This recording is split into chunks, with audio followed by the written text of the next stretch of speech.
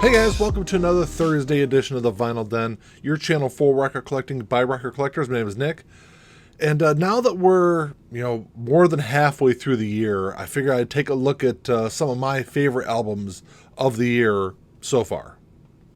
If you haven't done so yet, make sure you click on the link down below and go check out the Vinyl Den Facebook group. I say it every episode. It's just a cool place to kind of continue the music conversation. There's about 700 people in the group right now, so it's not a huge group, but it's definitely growing every day. And like I said, it's been a really fun place for me and everyone else has kind of built this community to, like I said, just to talk about music in general. It doesn't have to be about records. We talk about CDs and concerts and upcoming releases and all sorts of stuff. But if you enjoyed the episode, make sure you give me a thumbs up.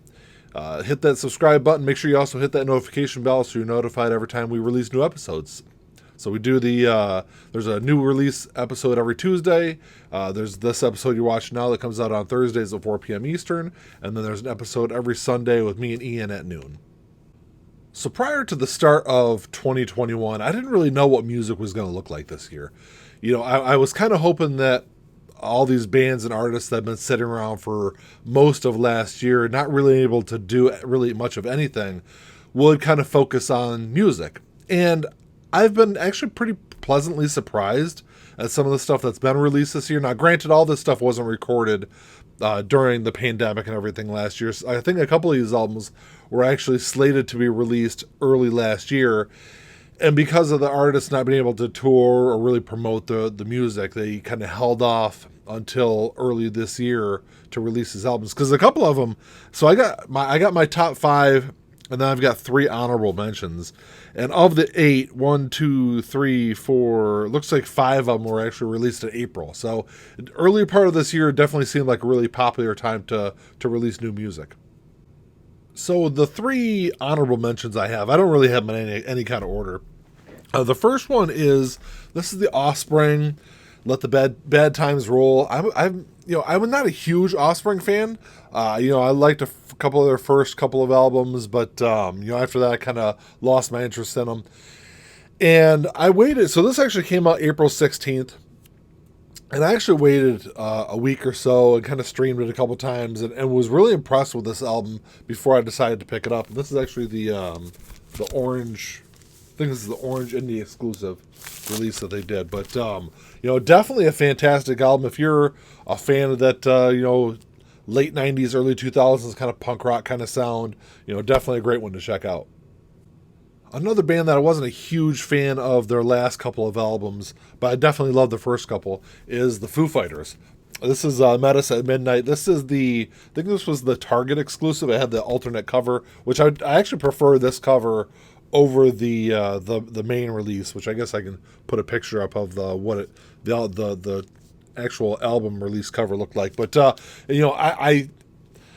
was kind of torn on this because, like I said, I wasn't a huge fan of their last couple of albums. So I when I saw this cover, I actually preferred this cover, so that's why I actually picked this up. And I hadn't streamed it or anything. I listened to the album, and it's not as good as their first couple of albums, but I think it's definitely better than some of the stuff that they've released, at least the last 2-3 albums. I was really impressed by the quality of this album, especially the second side. I love the second side of this album. My third honorable mention is one that I actually don't yet have on vinyl. I don't think it comes out until August, but this is Taylor Swift Fearless. This is Taylor's version. I guess I'm kind of cheating because it's not really a new release, but I wasn't a huge fan. I mean, I should kind of go back. I was a fan of a lot of Taylor Swift's earlier music, her first couple of albums, and then once she really got into that really pop phase, I kind of lost some interest, even though they were really good albums. But Fearless, I think, was the album where she kind of got away from some of that country sound and a little bit more of the poppier stuff, which, like I said, it was a fantastic album. And she did a great job of re-recording this. This came out April 9th. And actually, I guess I should go back. I forgot to say that Met Us at Midnight by Foo Fighters was released February 5th. So that was one that wasn't released in April. But so this version of Fearless, April 9th. And she does a great job of re-recording those classic songs around that album. But I think the big difference is just how more mature her voice is now. It lends a different, definitely a different feel to those songs that even though I was a fan of the first album, I think the new version of Fearless is just a much better, it's just an all-around better sound, I think. So at number 5 is a band that I had never heard of before so this album came out April 23rd, and it's probably sometime after that I started seeing people post on the Vinyl Den Facebook group, and I decided to stream it. Actually, I think Ian and I were here recording one of our shows when people started posting about it. So I think we streamed the first 1 or 2 songs off it, and I was pretty impressed. So I went and picked it up, and I was really blown away by this album. I think it's an absolutely fantastic album. If you're a fan of the Black Crowes, that's definitely the sound I kind of get from this. It's definitely more of a rock sound than some of the other stuff that you're seeing released the last couple of years. But like I said, that was the kind of the first thing that popped in my head. Was it definitely had that Black Crowes vibe to it. But it's one I've spun pretty regularly since I picked this up. It's just a great album. And number 4 is an album that from a band that I've loved for a very, very long time. This was released April 30th. This is Turn Up That Dial by Dropkick Murphys. Been a huge fan of theirs since the late 90s. And, but the last couple of albums, they're good albums, but they didn't have that same feel that some of their earlier stuff does. This album, though, definitely can go along. I think this is their best album since Blackout, and I think Blackout was 2003. If I'm wrong, I'm sure somebody could drop a comment down below and let me know. But like I said, I think this is the best album in almost a decade. It was also another one that I didn't listen to. I didn't stream it or anything until I picked up on vinyl, and I picked this up the day it was released, and I think this was I don't know if this is the indie exclusive. Because I know a lot of these albums nowadays have these indie exclusives that they do. But this is a pretty cool looking green. Kind of like it's not solid green. It's like a little translucent. But I don't know. If you're a fan of Dropkick Murphys and you haven't listened to this, even if you're a fan of their earlier stuff, it's definitely a great one to check out. And number 3 is one I'm sure I'm going to get a ton of grief about. Whenever I post albums from this artist, I tend to get some kind of comments back on it, which I don't really care. People, you can say what you want about the artist, but he makes some great albums. This actually just came out on vinyl, even though the album came out March 19th. I believe this just came out on vinyl. Because I just went and picked it up last week. But this is Justice by Justin Bieber. And I know people absolutely hate Justin Bieber. And he did a lot of crazy stuff as a kid. But hey, that's all in the past. He makes some great albums. I definitely liked his last 2 albums. Purpose more so than Changes. But Justice, I think, is his best work so far. If you're a fan of that R&B or hip-hop style, this is definitely an album you should check out. This actually album even has a little bit of rock elements to it. So it's just an album that really doesn't fit into one certain genre. It kind of goes all over the place, but it's overall just a fantastic album. And, if you take the name Justin Bieber off of it and just listen to it, I think a lot of people out there will really like it. I will say this is another album I didn't stream it until I had it on vinyl. And that was done intentionally. A lot of these albums, I when they first come out, the new albums, maybe I'll listen to the first single that's released off it, but I kind of limit it to that, and I really want to listen to it, on vinyl when I first get it. This is one that I liked so much that I actually went out and bought the Target exclusive, which is on the Target exclusives on silver. But Justin Bieber, Justice at number 3. And number 2 is an artist that I guess they aren't really new, but they're new to this genre. Mod Sun, if you guys don't know who Mod Sun is, he's a rapper. He's had some pretty decent albums over the last couple of years, has had some success. But and this is another one that I don't yet have on vinyl. I've got it on pre-order. I've got the vinyl and CD on pre-order, actually, because I love this album so much.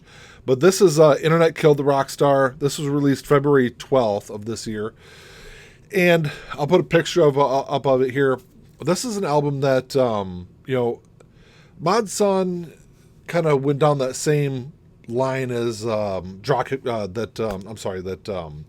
Gun Kelly did last year. Machine Gun Kelly, another artist that had a pretty heavy rap career prior to the release of his album last year, and he came out with this great rock album. It's this Mod Sun is not as rock as Tickets to My Downfall is. The Internet Killed the Rockstar definitely has more hip hop and rap kind of elements to it, a little bit R&B, but definitely still does have that really great rock sound that I think has really been missing in the last couple of years from a lot of newer artists. So this is another artist that I'm really interested to see if they kind of stick with this format, or if they kind of go back to the rap stuff they did before. But if you haven't checked out this album, it's definitely a great one to listen to. All right, so that takes me to my number one album of 2021 so far, because I'm sure this will change by the end of the year. And this is another artist that gets a lot of hate from fans, from critics, about their sound, about how they sound too similar to Led Zeppelin, and I'm sure as soon as I say that, it kind of gives it away. This album was released April 16, 2021. I know Ian and I have both talked about this album previously on the show, but this is The Battle at Garden's Gate by Greta Van Fleet. They're a band that definitely has, if you listen to them, they definitely have that 1970s rock sound. Yes, they do have some Led Zeppelin sound to them, which I don't think is a bad thing. There's also tracks where they sound like they've got a Rush sound to them, and they're definitely heavily influenced by that sound of the 70s. And I think this is by far their best album so far. And I know that there's a lot of people out there that just can't get past the lead singer's voice. And I definitely get that, because there's artists out there, even bigger artists, that I just can't get with the sound of the vocals. And if you definitely have that kind of line of thinking when it comes to Greta Van Fleet, I would go out and check out the last 4 minutes of The Weight of Dreams, which is the last song on this album. It's musically some of the best stuff that I think has been released in rock in at least the last 5, maybe the last 10 years. Just absolutely fantastic guitar work on this album, really from front to back. It's just a great album. Actually, the funny thing is I've got the indie exclusive white version. I also picked up the green, I think this was the Target exclusive. I also have the clear Walmart version, and I've got the one I didn't like was the one that was offered through their website. I had to package this a little weird because it was sent in just like a picture disc sleeve, which I hate these. They're terrible for your albums. So you got to take them out and package them a little differently. But I'll take this one out because this one actually looks pretty cool. This was like a smoke green. Like I said, this is the exclusive off their website. You might not be able to see it, but there's like darker lines of green through the album. So it's a great album. It definitely, the themes of this album definitely remind me of, say, Lord of the Rings. I think is kind of the better way to, even when you look at like the logo on it, I think it has that like Lord of the Rings kind of feel to it, which I think is really cool. And the artwork inside the album is fantastic. The overall package is great. And like I said, front to back, it's just an absolutely fantastic, fantastic album. Well, that's all I got for you today, guys. Thanks for checking the show out. Drop me a comment down below and let me know what your favorite albums of 2021 are. I know there's a lot of people out there, some people in the Facebook group who even made comments about how they really haven't bought a lot of new stuff this year because they just didn't like a lot of the new music that's come out. So if you feel that way, you can drop me a comment down below also and, plead your case, I guess. But if you enjoyed the episode, make sure you give me a thumbs up. Hit that subscribe button down below. And, you know what? I forgot to mention earlier in the show, if you want one of these cool Vinyl Den t-shirts, there's also a link for the merch store down below. But that's all I got. Until next time, keep on spinning. Peace.